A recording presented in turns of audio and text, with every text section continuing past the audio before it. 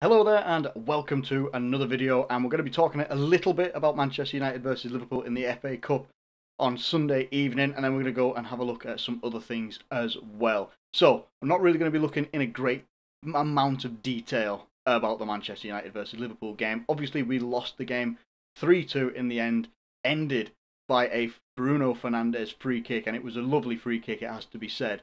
It really was, and it was a good game. Overall, it was generally a good game. I feel it was much more. It felt like we had more control in the second half. That's how I see it, and we're going to try and have a look and see what we've got here anyway in terms of the first half. So obviously, if we look at the statistics and stuff down here, it's pretty similar apart from possession. But if you look at the first half, it was much more even. If you look at it as well, Manchester United actually had a lot more chances than us. More shots on target, more shots off target as well, more shots in general.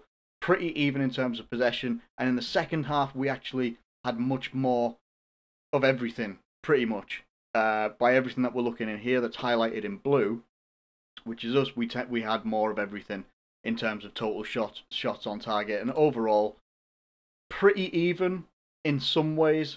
And unfortunate in some other ways as well. But we digress because this isn't the biggest issue.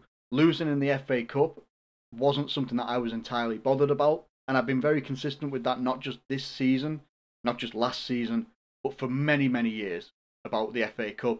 It's an okay trophy to go for if you're not trying to go for something else, and it's not one that I'm really entirely bothered about. I was quite happy with the performance overall. Obviously, people will look at it, and you look at the likes of when you see Reece Williams getting a low mark here, you get Andy Robertson getting a low mark, Fabinho not also getting a very good mark as well. Generally, these tend to go in the favour of, or they are rated in that way because of the score line that is happening. So 3-2 does not flatter any of the defenders or the goalkeeper in general. Everyone else moving forward, I mean, you look at the front line. The fact that Curtis Jones started at left wing surprised me.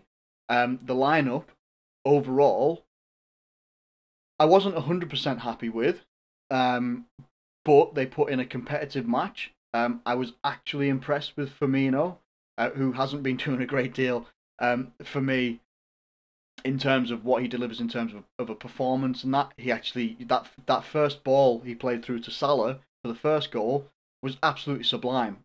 And if we can see more of that from Firmino, I will have absolutely no issues with him. Absolutely no issues. And it also plays into how I see Firmino more as a creator. Definitely more as a creator. Because when he does create, and he creates little bits of magic like that and completely deletes an entire back four with one pass, that's what I want to see from Bobby Firmino. That is what I want to see from Bobby Firmino. Second goal as well, impressive. And Salah as well with his finishing was impressive. These two guys were getting us competitive in this game. Now, I'm not saying it was just them on their own. I felt that Curtis Jones had an okay match. Didn't have a very impressive match, but he did not have a poor match. And certainly didn't have a match where he deserves the abuse that he gets from our own fan base, where at the moment we are making an absolute mockery of the "you'll never walk alone." Because at the moment all of our players are walking by themselves. It's one of those things at the moment where we are, obviously we're not doing very well. We're not playing very well. Yes, we're only 6 points behind the Premier League as well. We're knocked out of the FA Cup as well, which now everybody seems to be looking at as like the be all and end all trophy of our season. Yet, at the start of this season, nobody would have put the FA Cup on the pedestal that it's been on right now. They're only doing it because either it gets them like clout, or they're, I don't know what it is. Likes, clicks, retweets, all this sort of stuff, whatever it might be. It's not the be all and end all competition for Liverpool. It wouldn't have been if we were top of the table, or if we were 8th, 9th, 10th, 11th, or anything like that. Still would not be the premier competition that we should have been going hammer and tong for. So when I look at that performance yesterday, there were elements of it that were good. In attack, it was better. The general play overall, especially in the second half, was better. We got done by a free kick. it was an impressive free kick. Very, very impressive free kick. And it totally plays into, you know, Bruno Fernandes being this fantastic player that he actually is. While sometimes it doesn't always come off for him, sometimes he's had a bit of a dip in performances recently, he's got that quality, that game-winning quality, and you can't argue with it. And while people might look at it and say, well, it's Man United, we should just be like, you know, shouting abuse and all this, that, and the other. At the end of the day, they won the game. It was overall, over the whole 90 minutes, it was an evenish game, settled by a moment of quality. And that's really what it was. That's really what it was. So, fair play to Manchester United. We are knocked out. For me, the positive I take from this is that it should actually relieve a little bit, a tiny bit, of match burden in terms of what's coming up in the future. Because we've got the Champions League coming back in as well, the Premier League as well. It might alleviate a couple of these match weeks where we're not having to go game every 2 days, game every 3 days. Maybe we might get a little bit of time here or there where we can have like a week's break in between. Not that that necessarily does us any good, but it might just alleviate a little bit of pressure on our squad as well, because we're seeing, especially in the team, not the team selection, that's not fair, but we're seeing right now the decisions that are having to be made in terms of the likes of, well, Reece Williams over here. Reece Williams has been good for Liverpool. He has been good for Liverpool. Had a bit of an off night here, came up against you know, some quality forwards. You know, Marcus Rashford is a quality forward. Mason Greenwood as a young talent as well. He's a hell of a finisher. He really is. And Edinson Cavani, while he didn't really do a great deal, he's a nightmare. Not necessarily a nightmare. I'd say a nightmare would be coming up against a prime Suarez. That would be a nightmare. But someone like Cavani, it's troublesome for someone who's 19 years old.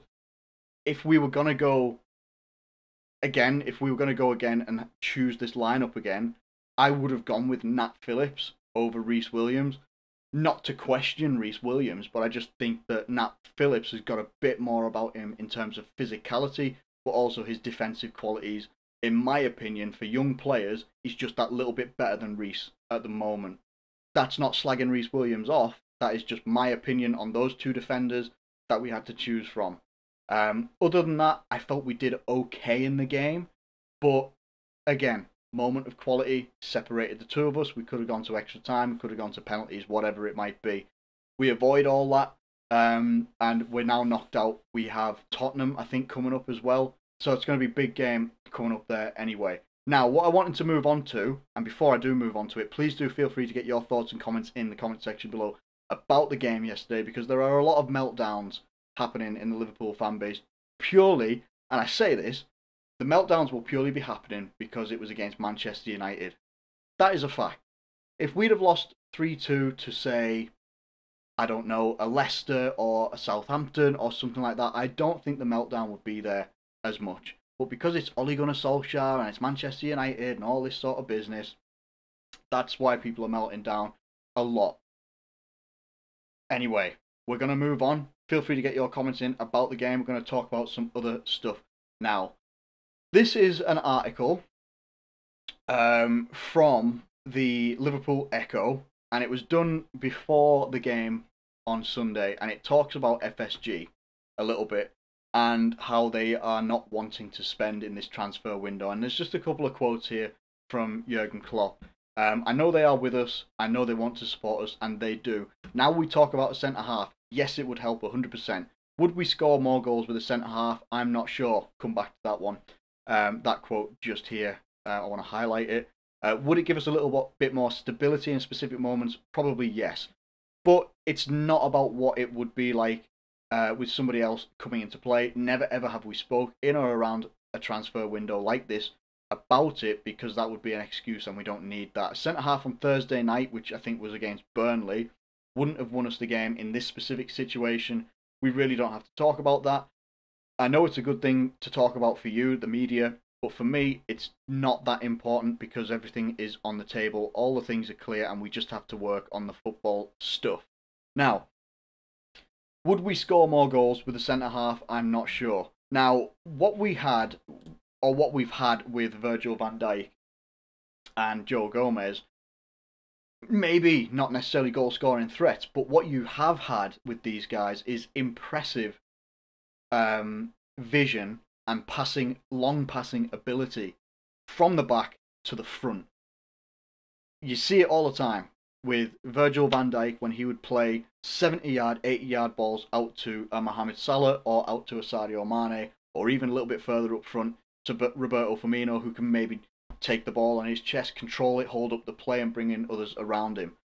That is obviously something that I've seen with Virgil van Dijk. Now, I'm not saying that Jurgen Klopp hasn't seen this. That's not what I'm saying whatsoever, because there's another point to make after I've made these points as well.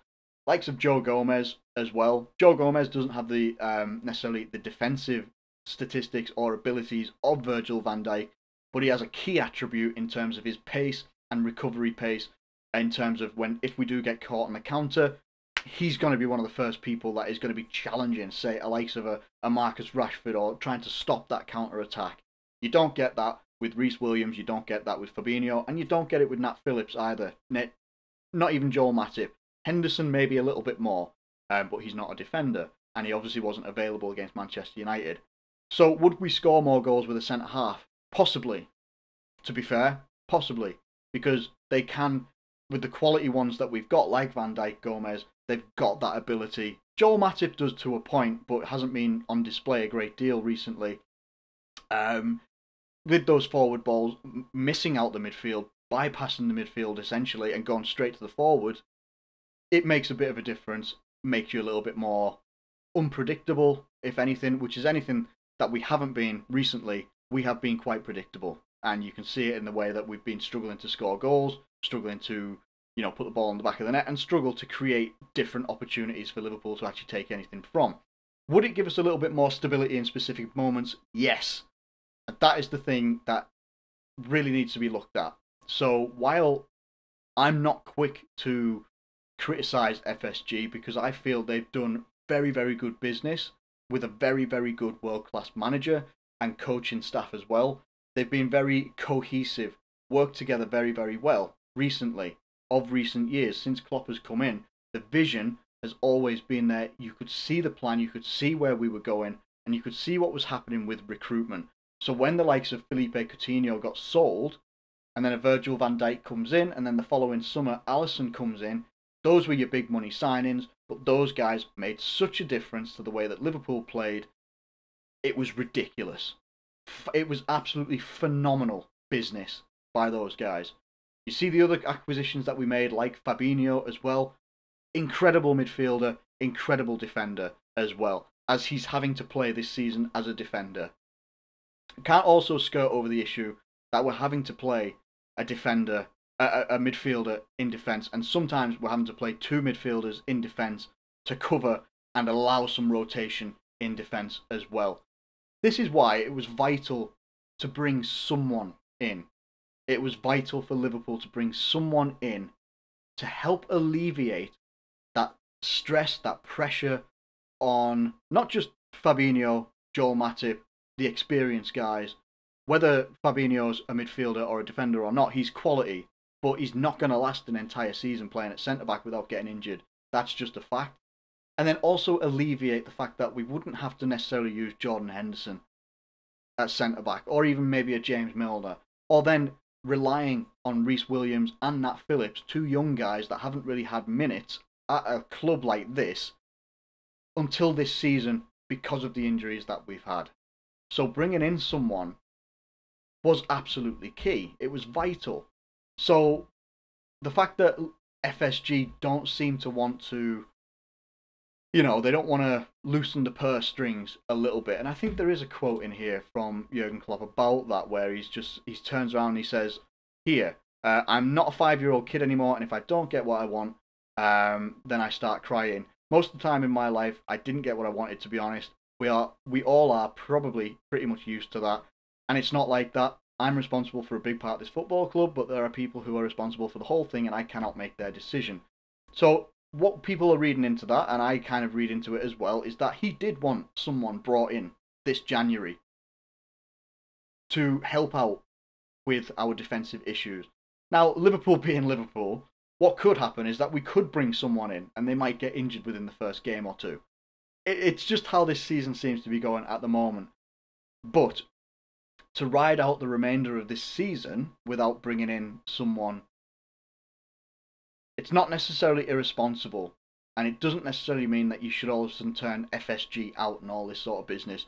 They will have reasons, and they will use most likely what other clubs have, such as COVID-19, the pandemic, and everything that's happened with that financially, in terms of not bringing someone in.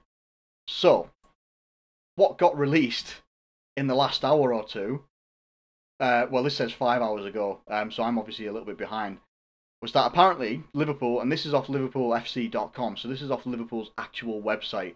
Liverpool have reached out to former Arsenal defender Sokratis Papastathopoulos as they step up their search for defensive reinforcements, according to reports. And this is apparently according to The Athletic, which is... I was going to look at The Athletic, but you've got to subscribe to it, and I'm not doing that. So, obviously it goes into, and talks a little bit about our absentees and stuff that we've got as well. Klopp has previously made no secrets of his desire for a new defender, and the club have now acted by making first contact with Greek international Sokratis, as reported by The Athletic. And then goes on to say it doesn't necessarily represent the position of Liverpool Football Club. So, Sokratis has obviously worked under Jurgen Klopp previously at Dortmund. Maybe about, 9 years ago? So, and I think he's either 36 or 37 or something now. Hadn't played for Arsenal, had his contract recently terminated with Arsenal. Would I take him?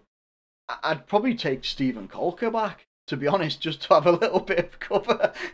Anyone that doesn't know, we signed Steven Kolker, and I think one of his only appearances for us was as, playing as a forward. Playing as a centre forward. Oh my god, that's going back a while. Yeah, I would. It depends on how much he would cost, but on a short-term contract till the end of the season, yeah, bring him in. He's worked under Klopp before. I don't know whether it would just alleviate our defensive burden that we've got right now. Because let's make no mistake, we're not signing anyone else. Let's be real here. We're not signing anyone else. So anyone that thinks that, oh my god, we have to settle for Sokratis, yeah, we might have to. Just for now. Short-term contract for someone that's 36 or 37 helps alleviate those defensive woes and stuff that we have right now. And what could it mean for Liverpool going forward in this season?